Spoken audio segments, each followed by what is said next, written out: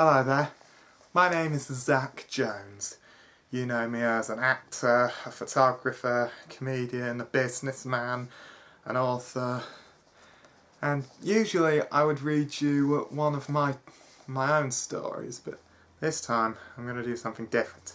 I'm going to read you a story from this, The Tales of Beedle the Bard, by J.A.K. Rowling.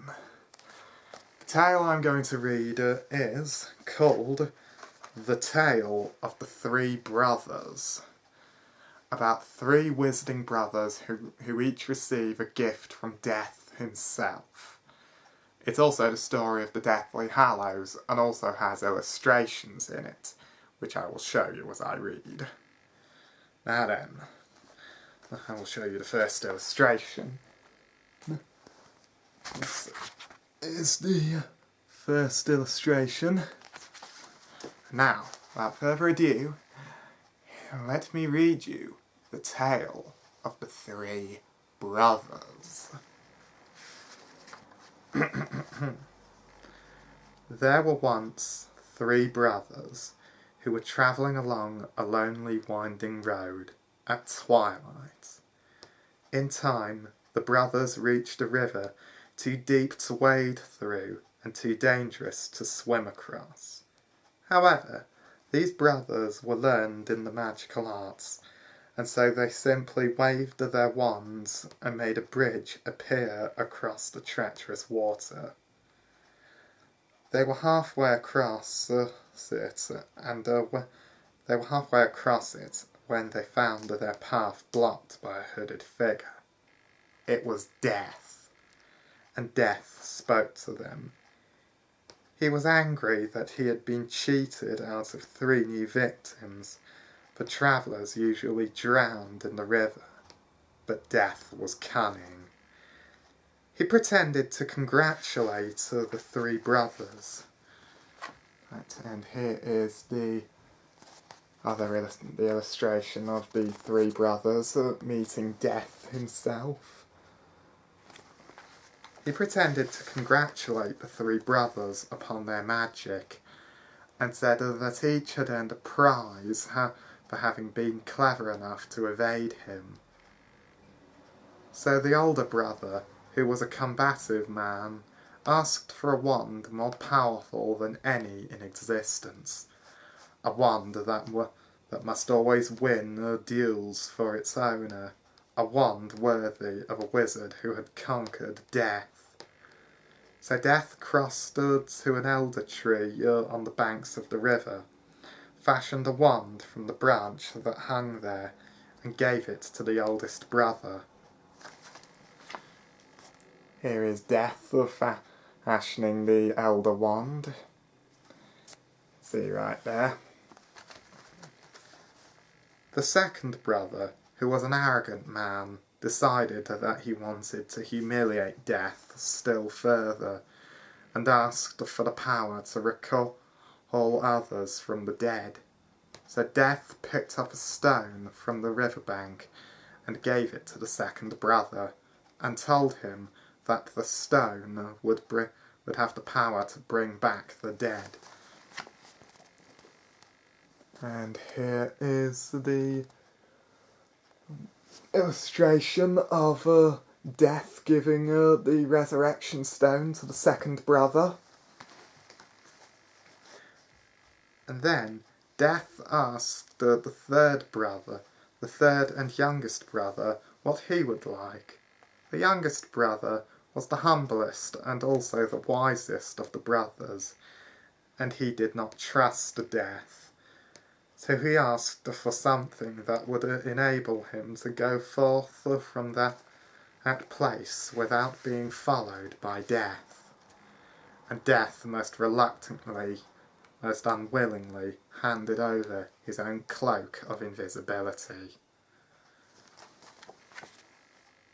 There is Death giving the brother his Cloak of Invisibility. And there is another illustration which I will talk about later.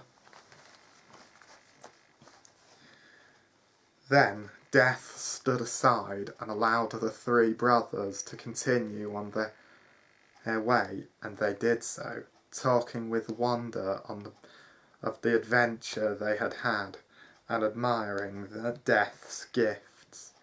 In due course the brothers are separated, each for his own destination. The first brother travelled on for a week or more, and reaching a distant village, he sought out a fellow wizard with whom he had a quarrel. Oh, naturally, with the elder wand as his weapon, he could not fail to win the duel that followed, leaving his enemy dead upon the floor. The oldest brother proceeded to an inn where he boasted loudly of the power of a wand he had snatched from death itself, and how it had made him invincible. That very night, another wizard crept upon the oldest brother as he lay, wine-sodden, upon his bed. The thief took the wand and, for good measure, slit the oldest brother's throat. And so Death took the first brother for his own. Here is the illustration I talked about. It's where the oldest brother is killed for the wand. Meanwhile, the second brother journeyed to his home, where he lived alone. Here he took out of the stone that had the power to recall the dead, and turned it thrice in his hand. To his amazement and his delight, the figure of the girl he had once hoped to marry before her untimely death appeared at once before him.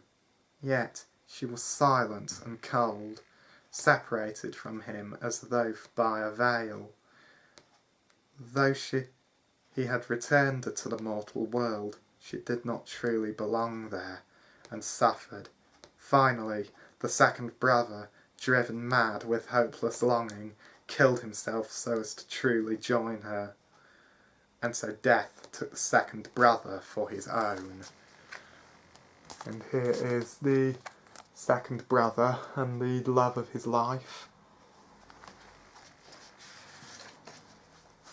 But though Death searched for the third brother for many years, he was never able to find him. But it was only when he had attained a great age that the youngest brother finally took off the Cloak of Invisibility and gave it to his son. And then he greeted Death as an old friend, and went with him gladly, and equals they departed this life. So there you have it. That is the tale of the three brothers and the Deathly Hallows. The Elder Wand, the most powerful wand ever made. The Resurrection Stone, to bring back loved ones from the dead. And the Cloak of Invisibility, to hide you from your enemies.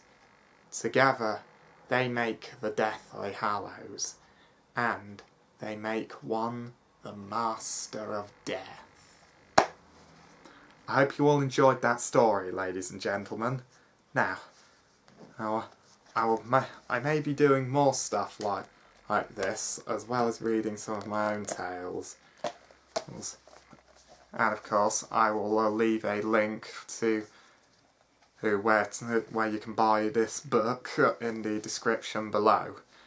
So, I hope you like this video, and enjoy the rest of your day. And don't forget, may the Force be with you, to infinity and beyond. Okay, bye now.